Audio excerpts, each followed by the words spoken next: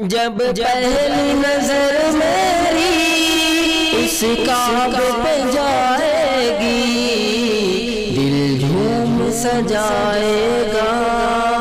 میں کعبے کو دیکھوں گا، وہ دن بھی تو آئے گا، میں کعبے کو دیکھوں گا۔ بسم اللہ الرحمن الرحیم، الحمد للہ رب العالمین، وبه نستعین، والصلاة والسلام على سید الانبیاء والمرسلین، وعلى آلہ واصحابہ الغر المیامین، وعلى من تبعهم بإحسان إلى يوم الدین،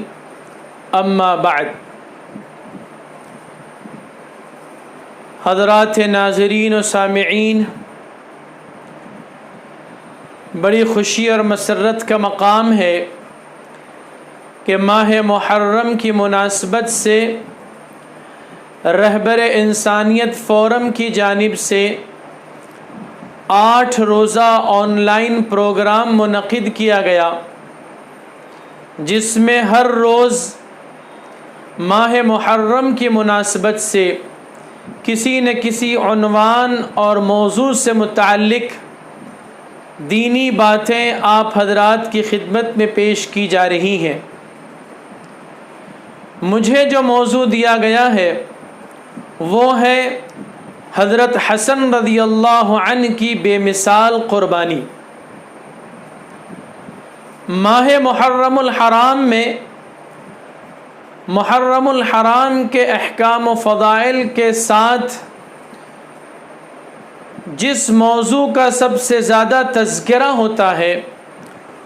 وہ ہے حضرت حسین رضی اللہ عنہ کی قربانی اور واقعہ کربلا کی تفصیلات۔ یقیناً یہ موضوع بھی انتہائی اہم ہے، لیکن میرا اپنا یہ احساس ہے کہ اس موقع پر جہاں حضرت حسین رضی اللہ عنہ کی قربانی میں ہمارے لیے ایک بہترین نمونہ ہے، اسی طرح حضرت حسن رضی اللہ عنہ کی قربانی بھی ہمارے لیے ایک بہترین نمونہ اور ایک آئیڈیل ہے۔ اور آج کے اس پرفتن دور میں کہ جس میں امت مسلمہ کی صفوں میں ہر سطح پر داخلی انتشار برپا ہے، آپسی خلفشار اور تنازعات کا مسلمان شکار ہیں، ایسے حالات میں حضرت حسن رضی اللہ عنہ کی بے مثال اور بے نظیر قربانی بھی ہمارے لیے ایک بہترین نمونہ ہے اور اپنے اندر وہ ایک زبردست پیغام رکھتی ہے۔ اس لیے بہت ہی بہتر اور بہت ہی مناسب ہوا کہ ماہ محرم میں جہاں حضرت حسین رضی اللہ عنہ کی استقامت، آپ کی قربانی اور حق کے لیے آپ کے جم جانے کی داستانوں کا ذکر کیا جاتا ہے، وہیں حضرت حسن رضی اللہ عنہ کی قربانی کو بھی فراموش نہ کیا جائے۔ اس کے لیے آج کا یہ موضوع انتہائی مناسب اور بہت ہی بہتر ہے۔ حضرت حسن رضی اللہ عنہ نواسہ رسول صلی اللہ علیہ وسلم ہے، جگر گوشہ رسول فاطمۃ الزہراء البتول رضی اللہ عنہا اور حضرت علی کرم اللہ وجہ کے فرزند اکبر ہیں۔ ماہ شعبان سنہ 3 ہجری میں آپ کی ولادت ہوئی۔ اس اعتبار سے نبی اکرم صلی اللہ علیہ وسلم کی وفات کے وقت حضرت حسن رضی اللہ عنہ کی عمر صرف 8 برس کی تھی۔ آپ صلی اللہ علیہ وسلم کے یہ دونوں ہی نواسے حضرت حسن اور حضرت حسین رضی اللہ عنہما آپ کی گود میں پلے بڑے اور پروان چڑھے۔ آپ صلی اللہ علیہ وسلم کو یہ دونوں شہزادے بڑے ہی پیارے اور لاڈلے تھے۔ حضرات صحابہ کرام رضوان اللہ تعالی علیہم اجمعین سے روایتوں میں یہ بات منقول ہے کہ ایک مرتبہ آپ صلی اللہ علیہ وسلم مسجد نبوی میں ممبر پر تشریف لائے اور کھڑے ہو کر آپ نے خطبہ ارشاد فرمایا تو آپ کے بازو میں حضرت حسن رضی اللہ عنہ جو ایک چھوٹے بچے تھے وہ بھی آ کر بیٹھ گئے۔ آپ صلی اللہ علیہ وسلم نے حضرت حسن رضی اللہ عنہ کی طرف اشارہ کر کے فرمایا کہ ان ابنی ھذا سید، کہ میرا یہ بیٹا سردار ہے۔ اور پھر آپ نے حضرت حسن رضی اللہ عنہ سے متعلق یہ پیشن گوئی بیان فرمائی کہ میرا یہ بیٹا مسلمانوں کے دو بڑے متحارب گروہ کے درمیان صلح کرائے گا۔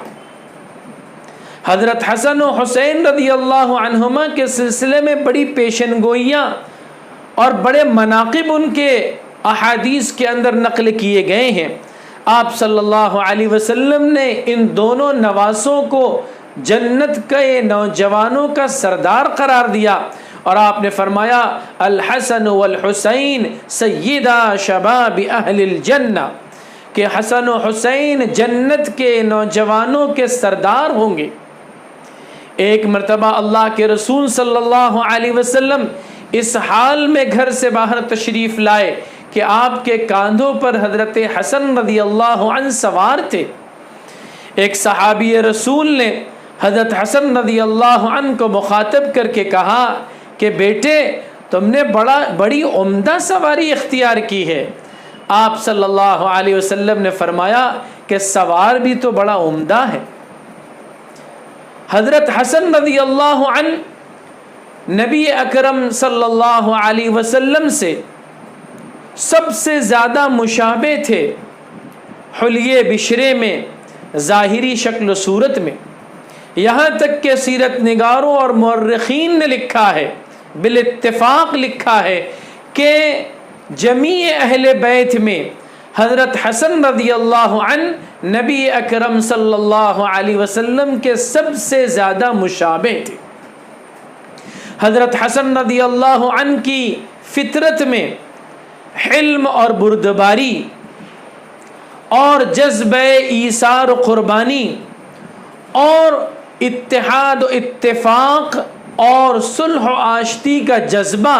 اللہ نے کوٹ کوٹ کر بھرا تھا۔ حضرت حسن رضی اللہ عنہ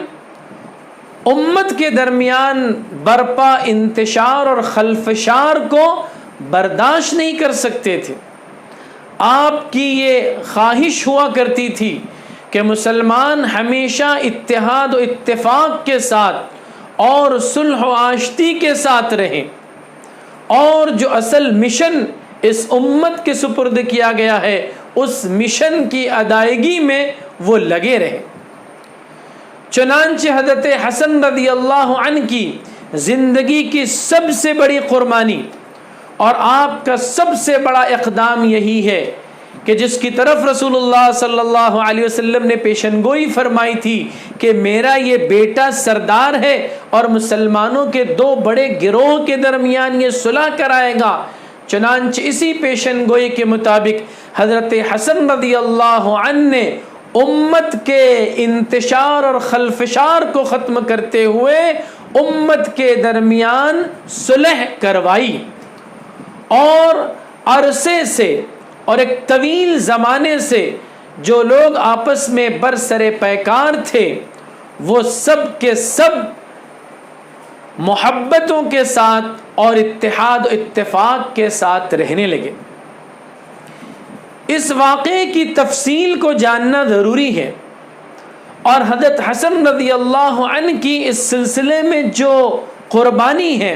اس کا بھی تذکرہ اس زمانے میں بہت زیادہ ہونا چاہیے۔ اس کی وجہ یہ ہے کہ آج کے اس پرفتن دور میں بھی امت مسلمہ پر جو سب سے بڑی مصیبت اور آفت ہے وہ کسی خارجی دشمن کی یلغار نہیں، اہل باطل کی ریشہ دوانیاں نہیں، بلکہ اس سے بڑھ کر جو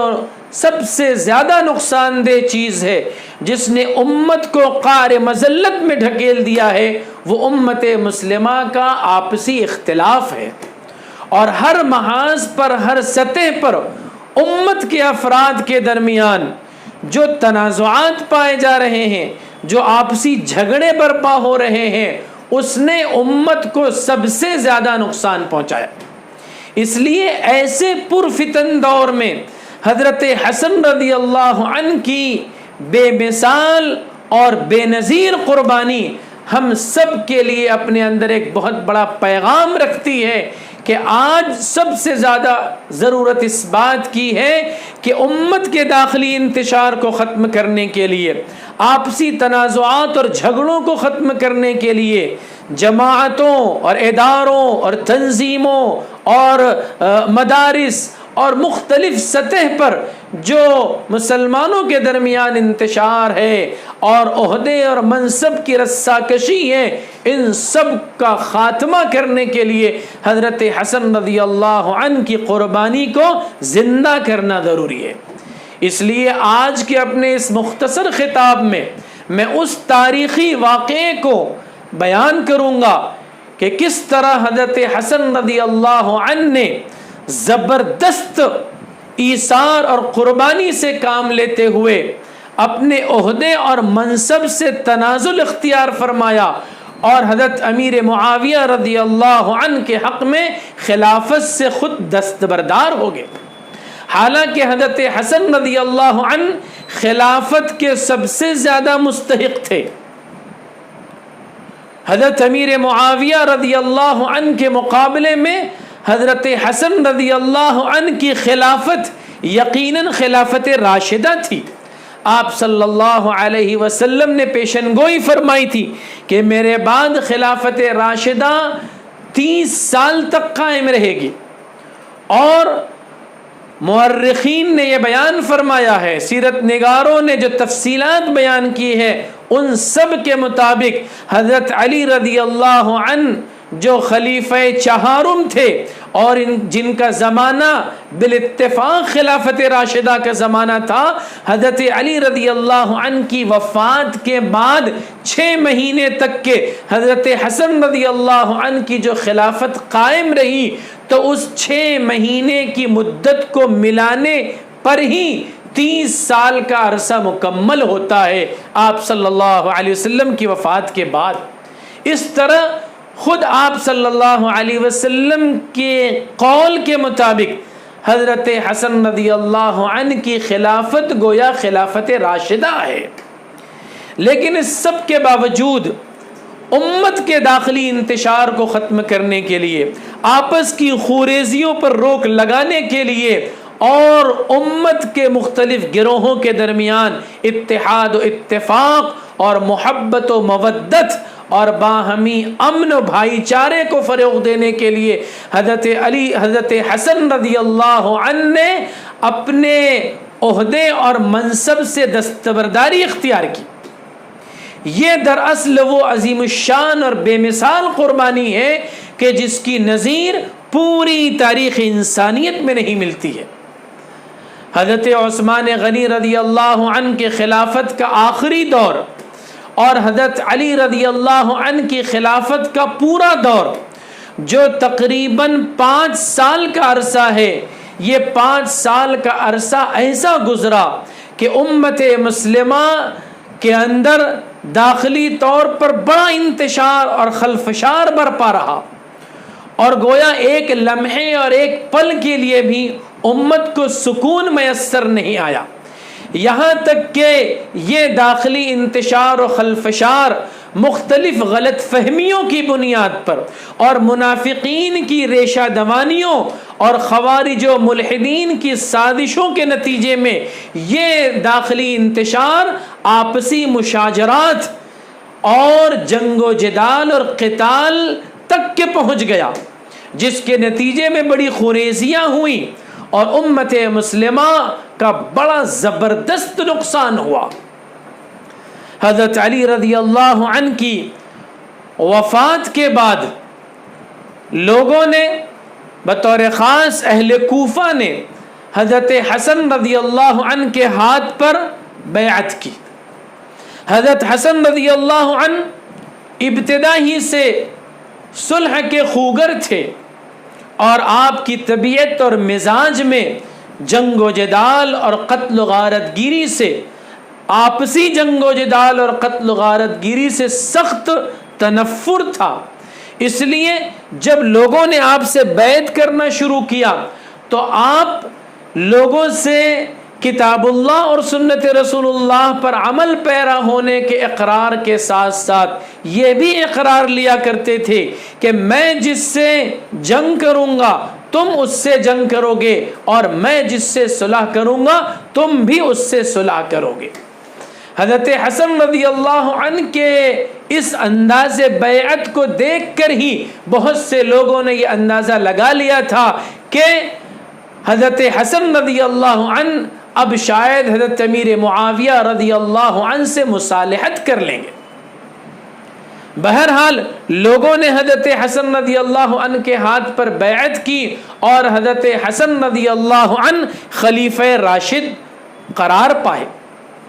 دوسری جانب حضرت امیر معاویہ رضی اللہ عنہ جو حضرت عثمان غنی رضی اللہ عنہ کے دور خلافت اور حضرت علی رضی اللہ عنہ کے دور خلافت میں ملک شام کے گورنر تھے اور بڑے طاقتور گورنر تھے، جہاں انہوں نے بڑا مستحکم نظام میں حکومت قائم کر رکھا تھا. حضرت علی رضی اللہ عنہ کی وفات کے بعد حضرت امیر معاویہ رضی اللہ عنہ نے بھی خلافت کا دعویٰ کر دیا. اس طرح امت میں پہلی مرتبہ ایسا ہوا کہ بیک وقت دو مدعیان خلافت سامنے آئے. ایک طرف لوگوں نے حضرت حسن رضی اللہ عنہ کے ہاتھ پر بیعت کر لی اور دوسری جانب حضرت امیر معاویہ رضی اللہ عنہ نے بھی خلافت کا دعویٰ کر دیا. حضرت علی رضی اللہ عنہ کی وفات اور حضرت حسین رضی اللہ عنہ کے ہاتھوں پر لوگوں کی بیعت کر لینے کے بعد حضرت امیر معاویہ رضی اللہ عنہ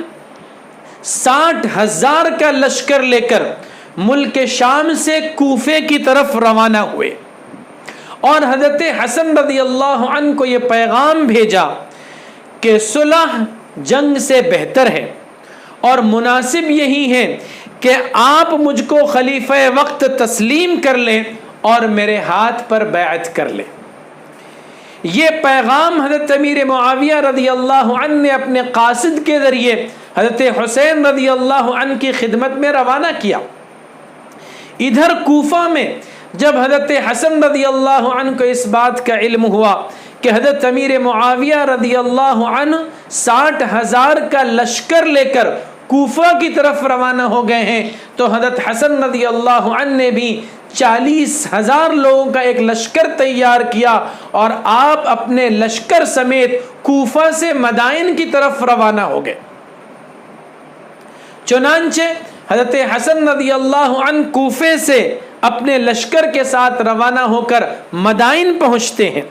اور مدائن پہنچنے کے بعد یہاں ان کا لشکر جب پڑاؤ ڈالتا ہے تو حضرت حسن رضی اللہ عنہ ان کے درمیان ایک زبردست اور تاریخی خطبہ دیتے ہیں. خطبے کے یہ الفاظ تاریخ کی کتابوں میں محفوظ ہیں اور اس کا لفظ لفظ یہ بتلاتا ہے کہ حضرت حسن رضی اللہ عنہ کے اندر کس قدر جذبہ ایثار تھا اور آپ باطن کے اعتبار سے اور اپنے دل کے اعتبار سے کس قدر صاف اور شفاف تھے. چنانچہ مدائن میں پڑاؤ ڈالنے کے بعد حضرت حسن رضی اللہ عنہ نے لوگوں کے درمیان جو خطبہ دیا اس کے الفاظ یہ تھے جس کا ترجمہ یہ ہے کہ اے لوگوں، تم نے میرے ہاتھ پر اس شرط پر بیعت کی ہے کہ صلح اور جنگ میں تم میری متابعت کرو گے. میں خدائے برتر و توانا کی قسم کھا کر کہتا ہوں کہ مجھ کو کسی شخص سے کوئی بغض اور عداوت نہیں ہے. مشرق سے لے کے مغرب تک ایک شخص بھی مجھے ایسا نظر نہیں آتا کہ جس سے متعلق میرے دل میں کوئی رنج و ملال یا نفرت و عداوت کا جذبہ ہو۔ اتحاد و اتفاق اور محبت و سلامتی اور صلح و اصلاح کو میں نا اتفاقی اور دشمنی سے بہرحال بہتر سمجھتا ہوں۔ یہ حضرت حسن رضی اللہ عنہ کے الفاظ تھے جو امت مسلمہ کے ہر فرد سے متعلق وہ کہہ رہے ہیں، خواہ وہ ان کے حامی و ناصر ہو یا حضرت امیر معاویہ رضی اللہ عنہ کے کیمپ میں جو لوگ شامل ہو، ان سب کو ملا کر وہ یہ کہنا چاہتے ہیں کہ کسی ایک شخص سے متعلق میرے دل میں کوئی نفرت اور عداوت کا جذبہ نہیں، کوئی بغض اور حسد کا جذبہ نہیں ہے، اور ہر ایک کے ساتھ میں محبت اور اخوت اور بھائی چارے کا معاملہ کرنا چاہتا ہوں۔ یہ حضرت حسن رضی اللہ عنہ کے صاف اور شفاف دل کو ظاہر کرتا ہے۔ لیکن برا ہو منافقین کا، بدخواہوں کا، جو ہر دور اور ہر زمانے میں مسلمانوں کی جماعت میں مسلمانوں کا لبادہ اوڑھ کر شامل ہوتے ہیں۔ چنانچہ حضرت حسن رضی اللہ عنہ کے لشکر میں بھی اہل کوفہ میں سے ایک اچھی خاصی بڑی تعداد منافقین کی تھی اور بدخواہوں کی تھی، جو حضرت حسن رضی اللہ عنہ کی محبت کا دم بھرا کرتے تھے، حضرت علی رضی اللہ عنہ کی محبت کا دم بھرا کرتے تھے، لیکن اطاعت و فرما برداری کا ذرہ برابر جذبہ ان کے اندر نہیں تھا، اور وہ حضرت حسن رضی اللہ عنہ کی بات کو نہیں ماننا چاہتے تھے بلکہ وہ اپنی چلانا چاہتے تھے، اور وہ کسی قیمت پر ان کے ہمدرد اور خیرخواہ نہیں تھے۔ چنانچہ ایسے منافقین اور بدخواہوں نے جب حضرت حسن رضی اللہ عنہ کی اس تقریر کو سنا تو ان کو اندازہ ہو گیا کہ حضرت حسن رضی اللہ عنہ تو خلافت کے منصب سے دستبردار ہو جانا چاہتے ہیں، اور گویا وہ حضرت امیر معاویہ رضی اللہ عنہ سے صلح کر لینا چاہتے ہیں۔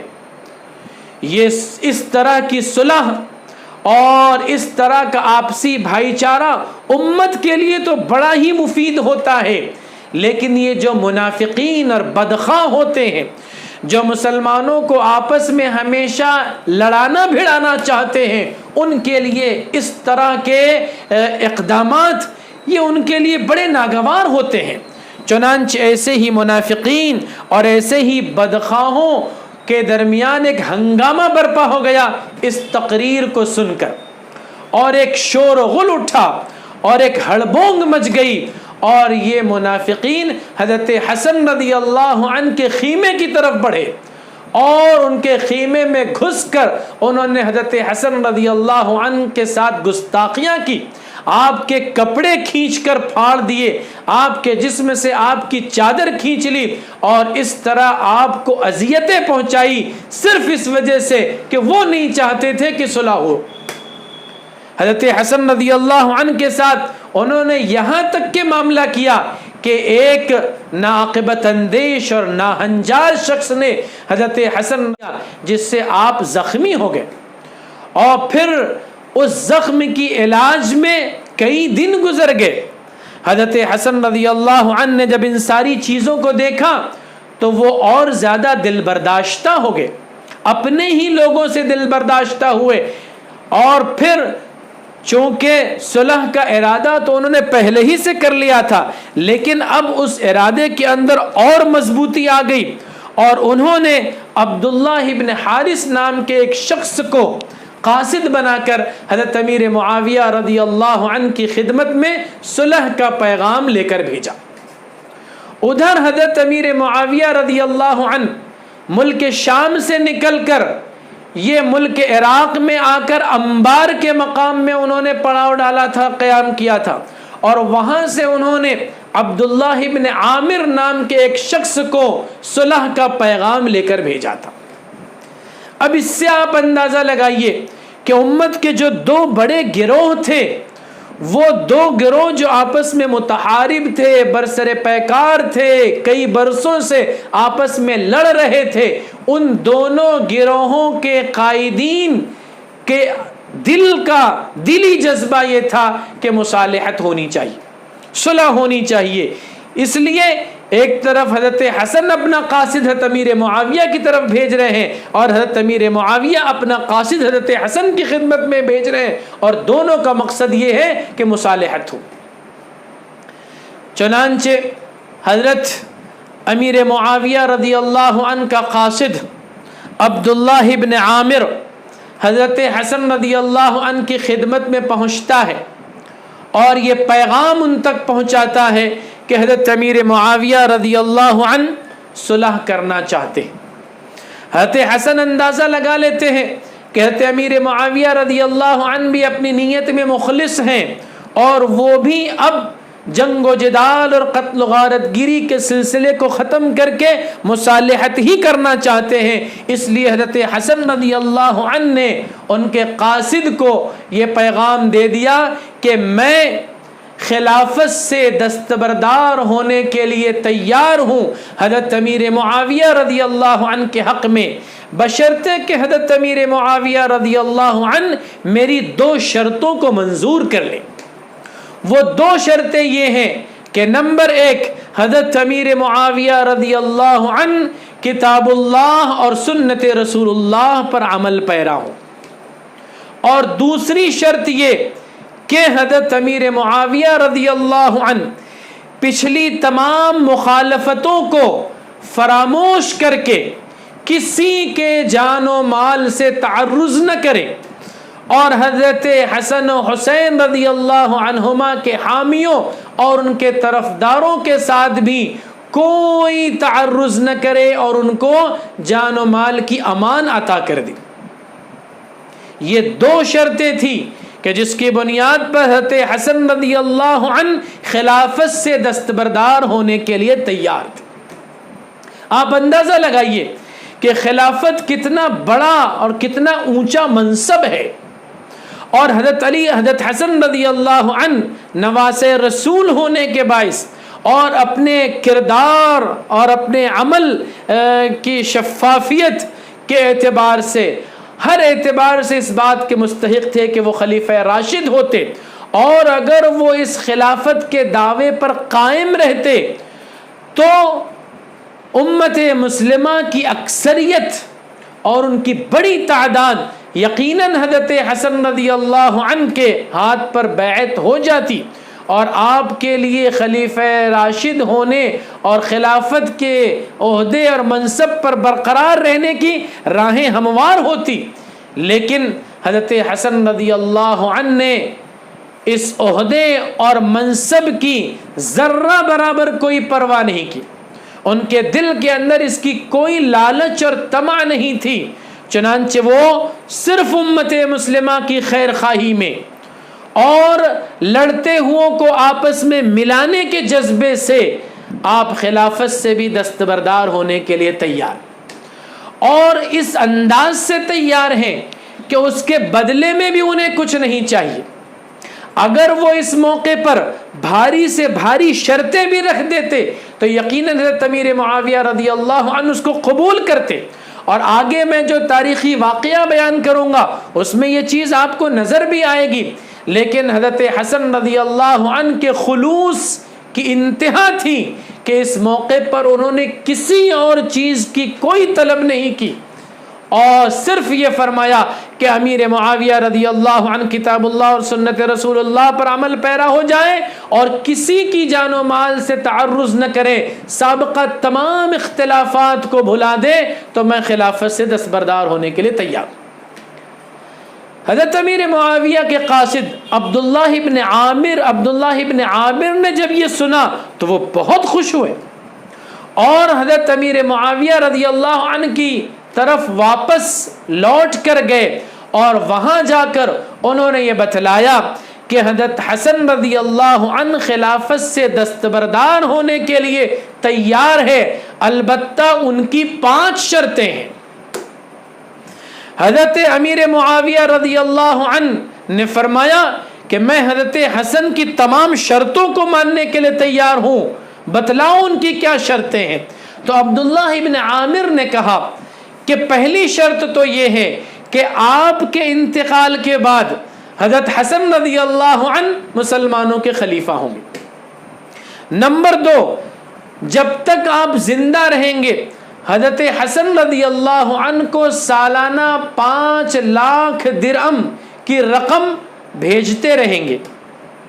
اور تیسری شرط یہ ہے کہ علاقے حواز اور فارس کا خراج بھی حضرت حسن رضی اللہ عنہ کو ملتا رہے۔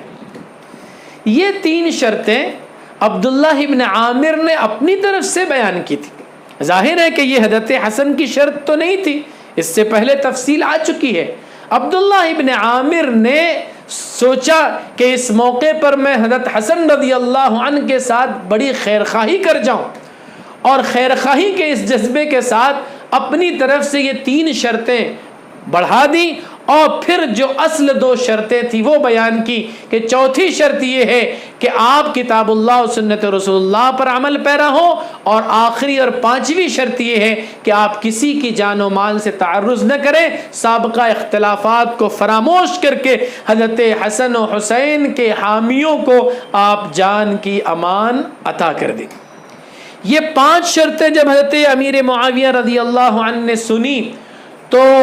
وہ بہت متاثر ہوئے اور بہت خوش ہوئے، اور انہوں نے محسوس کیا کہ حضرت حسن رضی اللہ عنہ اپنی نیت میں مخلص ہیں۔ چنانچہ انہوں نے ایک سفید کورے کاغذ پر اپنی مہر اور اپنی دستخط ثبت کر دی، اور عبداللہ ابن عامر سے کہا کہ حضرت حسن کی یہ 5 شرطیں تو میں قبول کرنے کے لیے تیار ہوں، لیکن اگر حضرت حسن اور بھی مزید شرطیں اس میں شامل کرنا چاہتے ہیں تو ان شرطوں کو بھی قبول کرنے کے لیے میں تیار ہوں۔ یہ میری مہر اور دستخط کے ساتھ یہ سادہ کاغذ آپ ان کی خدمت میں پیش کر دو، جو چاہیں وہ اس میں لکھ لیں۔ چنانچہ عبداللہ ابن عامر پھر اس کاغذ کو لے کر حضرت حسن رضی اللہ عنہ کی خدمت میں حاضر ہوئے، اور ساری باتیں بھی تفصیل بیان فرمائی، اور کہا کہ میں نے اپنی جانب سے آپ کی طرف سے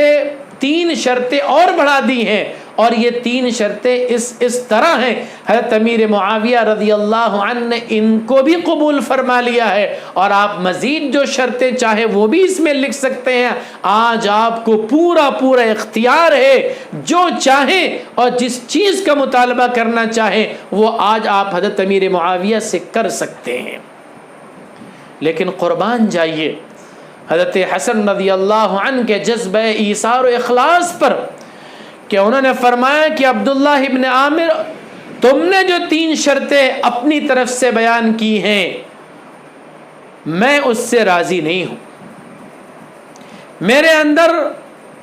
مال اور اقتدار کی کوئی طمع اور لالچ نہیں ہے، میں آج بھی صرف انہی 2 شرطوں پر قائم ہوں کہ امیر معاویہ رضی اللہ عنہ کتاب اللہ و سنت رسول اللہ پر عمل پیرا ہو، اور کسی کے جان و مال سے کوئی تعرض نہ کرے، سب کو امان عطا کر دے۔ آپ غور کیجئے، سوچئے کہ یہ کیسا نازک معاملہ تھا اور کیسا سنہری موقع تھا کہ اگر ذرہ برابر مال و دولت کی کوئی طمع اور لالچ ہوتی تو حضرت حسن رضی اللہ عنہ اس موقع پر اپنی جانب سے اس کورے کاغذ پر جو چاہے شرطیں لکھ سکتے تھے، لیکن حضرت حسن رضی اللہ عنہ نے ایسا نہیں کیا، اور پورے اخلاص کے ساتھ، پورے جذبہ ایثار کے ساتھ امت کی بھلائی اور خیرخواہی کے لیے آپ خلافت سے دستبردار ہو گئے، اور آپ نے اس کاغذ پر صلح اور معاہدے کی ساری تفصیلات درج کر دی، اور حضرت امیر معاویہ رضی اللہ عنہ کے حق میں خلافت سے دستبردار ہو گئے۔ عبداللہ ابن عامر پھر معاہدے کے اس کاغذ کو لے کر حضرت امیر معاویہ رضی اللہ عنہ کی خدمت میں حاضر ہوئے، تو حضرت امیر معاویہ رضی اللہ عنہ پر حضرت حسن رضی اللہ عنہ کے اخلاص و ایثار کا زبردست اثر پڑا، اور ان کی عظمت ان کے دلوں میں دوبالا ہو گئی۔ حضرت امیر معاویہ رضی اللہ عنہ اپنے پورے لشکر کو لے کر پھر کوفہ تشریف لائے، حضرت حسن رضی اللہ عنہ سے پرجوش ملاقات کی، اور پھر سارے مسلمان کوفے کی جامع مسجد میں اکٹھا ہوئے اور جامع مسجد میں اکٹھا ہو کر حضرت امیر معاویہ رضی اللہ عنہ کے ہاتھ پر بیعت کا سلسلہ شروع ہوا. لوگوں نے بیعت کی اور دیر سویر تمام ہی مسلمانوں نے حضرت امیر معاویہ رضی اللہ عنہ کے ہاتھ پر بیعت کر لی. اور اس طرح مسلمانوں کے دو بڑے گروہ جو آپس میں برسر پیکار تھے ان کے درمیان اتحاد اور اتفاق قائم ہو گیا اور صلح کا ایک فضا قائم ہو گئی. حضرت امیر معاویہ رضی اللہ عنہ جب بیعت سے فارغ ہوئے تو حضرت عمرو بن عاص رضی اللہ عنہ جو ان کے ساتھ تھے انہوں نے مشورہ دیا کہ اس موقع پر حضرت حسن رضی اللہ عنہ کو منبر پر کھڑے ہو کر لوگوں کے درمیان خطبہ دینا چاہیے. چنانچہ حضرت امیر معاویہ نے حضرت حسن سے درخواست کی کہ آپ امت کو پیغام دے دیجئے. حضرت حسن رضی اللہ عنہ کوفے کی جامع مسجد کے منبر پر کھڑے ہوئے اور پھر ایک مرتبہ انہوں نے بڑا ہی تاریخی خطبہ دیا جس کے ایک ایک لفظ سے اخلاص اور ایثار ٹپکتا تھا اور قیامت تک کے آنے والی امت کے لیے اس میں بڑا پیغام تھا. آپس میں نزاع کرنے والے، آپس میں جھگڑنے والے، آپس میں عہدے اور منصب کی رسا کشی کرنے والوں کے لیے اس میں زبردست پیغام ہے. حضرت حسن رضی اللہ عنہ نے جو خطبہ دیا اس کے الفاظ کی ترجمانی کچھ اس طرح ہے کہ انہوں نے فرمایا کہ میں مسلمانوں میں فتنے کو بہت زیادہ مکروہ اور ناپسندیدہ سمجھتا ہوں. اپنے جد امجد صلی اللہ علیہ وسلم کی امت میں فتنے اور فساد کو میں برداشت نہیں کرتا اور اس کو دور کرنے اور مسلمانوں کی جان و مال کو محفوظ رکھنے کے لیے میں نے حضرت امیر معاویہ رضی اللہ عنہ سے صلح کر لی ہے اور ان کو اپنا خلیفہ تسلیم کر لیا ہے. اور اس کے بعد جو آخری جملہ آپ نے ارشاد فرمایا وہ سنہری حروف سے لکھے جانے کے قابل ہے اور ہمیشہ گویا اس کو اپنے دامن سے چمٹا لینے کی ضرورت ہے، اس کو اپنے دل میں جگہ دینے کی ضرورت ہے. آپ نے یہ جملہ ارشاد فرمایا کہ اگر امارت و خلافت امیر معاویہ رضی اللہ عنہ کا حق تھا تو ان کو پہنچ گیا اور اگر وہ میرا حق تھا تو میں نے ان کو بخش دیا. کتنی زبردست بات ہے، آخری درجے کا یہ اخلاص اور ایثار ہے.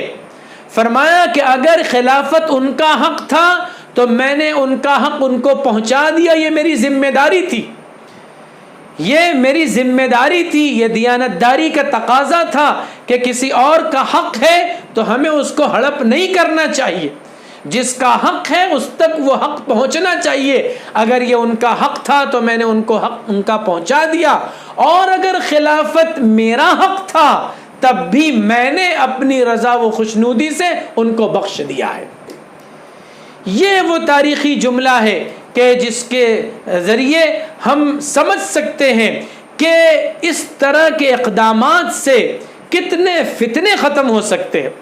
کتنے آپسی جھگڑے، انتشار اور خلفشار ختم ہو سکتے ہیں کہ دو لڑنے والوں میں سے کوئی ایک تنازل اختیار کر لے، کوئی ایک اپنے حق سے دستبردار ہو جائے دوسرے کے حق میں، اور اس طرح امت مسلمہ کو آپس میں لڑنے بھڑنے اور خلفشار کرنے سے محفوظ رکھے. حضرت حسن رضی اللہ عنہ نے جب یہ تاریخی جملے ارشاد فرمائے اور منبر سے اترے ہیں تو حضرت امیر معاویہ رضی اللہ عنہ کی زبان پر بے ساختہ یہ جملہ آیا کہ اے ابو محمد،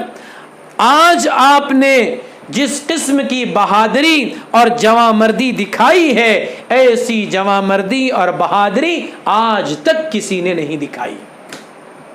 واقعہ یہ ہے کہ اپنے عہدے اور منصب سے دستبردار ہو جانا یہ بہت بڑی قربانی ہے، یہ بہت بڑی قربانی ہے. آدمی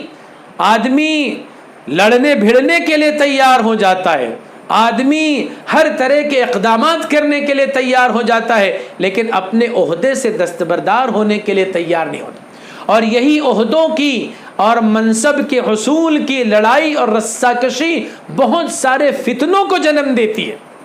آج کے اس پرفتن دور میں بھی ہم دیکھیں گے تو کسی کہنے والے نے سچ ہی کہا ہے کہ آج لوگ کرسی سے اس طرح چمٹے رہتے ہیں کہ وہ کرسی کو توڑنے کے لیے تو تیار ہو جاتے ہیں لیکن کرسی کو چھوڑنے کے لیے تیار نہیں ہوتے، کرسی کو چھوڑنے کے لیے تیار نہیں ہوتے، اگرچہ کہ اس رسا کشی میں امت کا کتنا ہی خون بہے، امت کا کتنا ہی نقصان ہو اور کتنی ہی ذلتوں اور رسوائیوں کا سامنا کرنا پڑے، لیکن ان سب کے باوجود عہدے اور منصب سے دستبردار ہونے کے لیے تیار نہیں ہوتے۔ حضرت حسن رضی اللہ عنہ کی یہی وہ بے مثال اور بے نظیر قربانی ہے کہ جس نے پوری انسانیت کی تاریخ میں ایک ایسی حیثیت اختیار کی ہے کہ اس کے ہم